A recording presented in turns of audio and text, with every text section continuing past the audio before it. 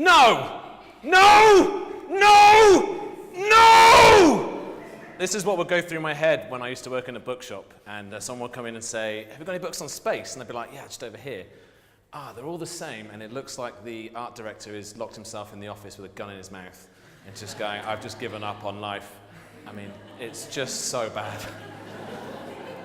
And basically, all of the books that I would show to customers coming into the shop were just photographs that had been annotated. And I was working full-time in a bookshop, and I was illustrating in the evenings. And I thought, at one point, I left the bookshop eventually, and I still had this same frustration, but I really remembered this key point where someone came in and asked for a map about the solar system. So I took them over to this book stand. They flicked through it, and it's loads of laminated images just like this. And I figured, unless your child's part cyborg, they're probably not going to find it that interesting. So I thought, okay, I'll give it a whirl myself, see what I can do. So I did this poster. This is about 5 years old. Admittedly, I'm using a lot of black. It's not great. It's not better than what those things I've just shown you were, but it's different, and it offered an alternative. And I also collect lots of old science books. Well, back in the 50s and 60s, when, just before, well, especially this one, this is like 56, we hadn't gone into space yet, so when these books were coming out, there was this great sense of wonder, like, I wonder what Mars would look like.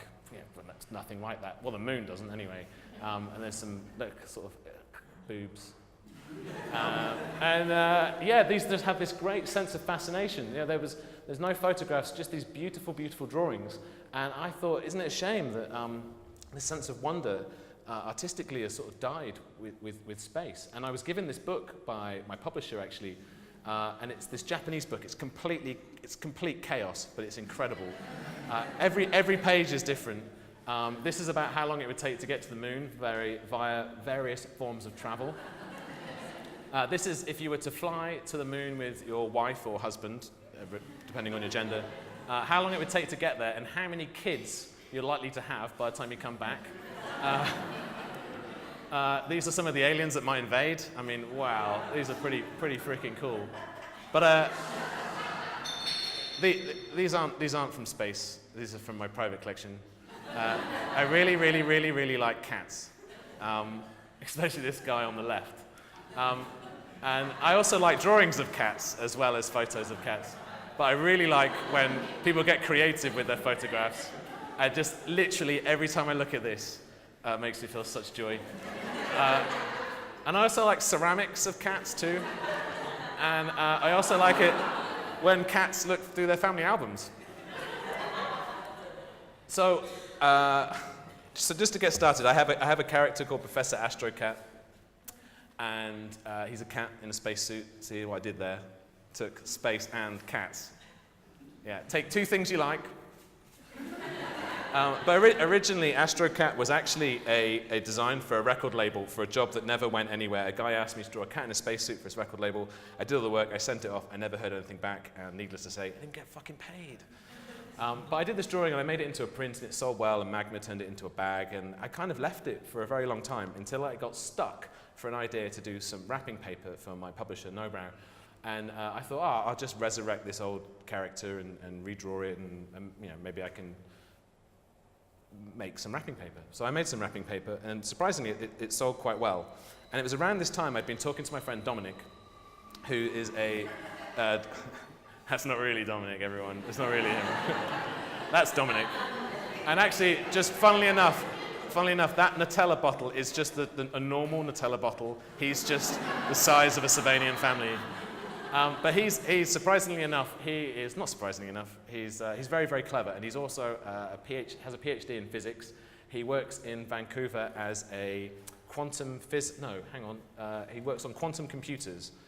Fuck knows what that is, but it sounds complicated.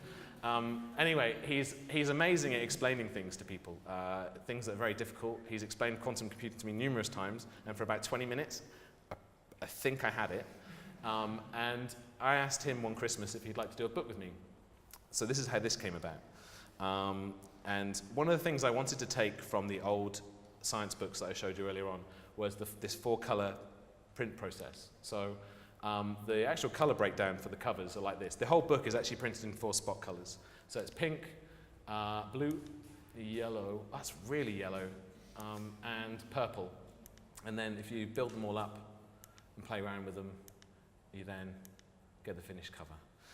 So basically, I just kind of wanted to create an alternative to those books that I showed you at the very beginning that were photographed and annotated, just something that felt like it was made with some love. And I think that's actually missing from a lot of elements of design these days in terms of advertising and yeah. I haven't really rehearsed this, guys. I've got a lot of slides and not much time. I'm a bit hot, and I'm on like beer number 5 because they were like free beer, and I was like, cool guys, let's roll. Yeah, I wanted to create a cast of characters that take you through the book and explain space to you. But it's all well and good looking at a couple of finished images. But the interesting thing, incidentally, this is the least informative talking of all the talkings this evening. Mine, you can ask me a question about space. I can't even pronounce it. And I won't know anything. So I'm so glad I'm on last, because you've actually had some really good information from the fantastic speakers, and then you just get this like red-faced Englishman jabbering. So anyway, it started up with all these roughs, and me and Dominic would make lists in books and try and work out the order. What we wanted to do is not have a contents page and to actually feel like a linear narrative where you can turn to any page, but if you read it in order, everything is explained to you in just the right way. So it creates a narrative as opposed to kind of just a regular information book. And yeah, we went through various roughs. Dominic would correct me on things, and it was frustrating, but it was what we needed to do. And I would build up these layers on the computer and check in with him to make sure, yeah! I know, it's the sun! And then we would create these finished pages.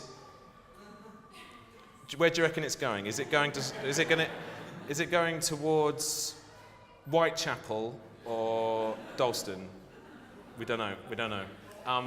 And we'd have lots of emails back and forth where I'd be like, hey Dom, where's the solar system? Is it here? And he's like, no man, it's down here. And then we would have fun stuff about how a star is born, and yeah, sometimes we never had arguments, but sometimes it was like, well, it's not quite like that. And I was like, yeah, but it has to be simple. And so I did the solar system again, this time a little bit better than last time. Poor Pluto there has just found out he's no longer a planet. And then you could find out all of the sizes of the planets based on fruit. And there are some facts. Actually, I should put one fact. Actually, I've got some facts at the end. There's some facts here. I can't read them, it's too blurry, but there are facts in this book about the moon. And the International Space Station. So it was kind of fun, like having to reinterpret these things. I used a lot of reference, but it was fun to kind of play around with the colors and to just to make it feel a little bit more fun, basically. Also, I don't just like cats, I also really like dogs. Yeah, so sometimes I would get stuck visually for the project, and Dominic would just give me suggestions. So what was nice is that I would help him with the writing. I was like the litmus test for the project. If I can understand it, then a 7-year-old can. And Dominic also so I would help Dom sometimes with the text, and Dominic would help me with the layouts and the sketches and give me an idea of how to understand things. And then this is the finished result of the asteroids sketch that I just showed you that Dom had sent me. It was really fun looking at all the different types of spacesuits that were made and maybe never even used, but they just looked really, really cool. And it was really great actually finding reference material for this spacesuit was surprisingly difficult. Just a fact for you there. And sometimes I get really stuck, and actually this is one of the bits I'm really pleased with. This is Dominic's drawing. I got so stuck on how to draw a rocket in hyperspace so that everything would be moving fast on the outside but slow on the inside.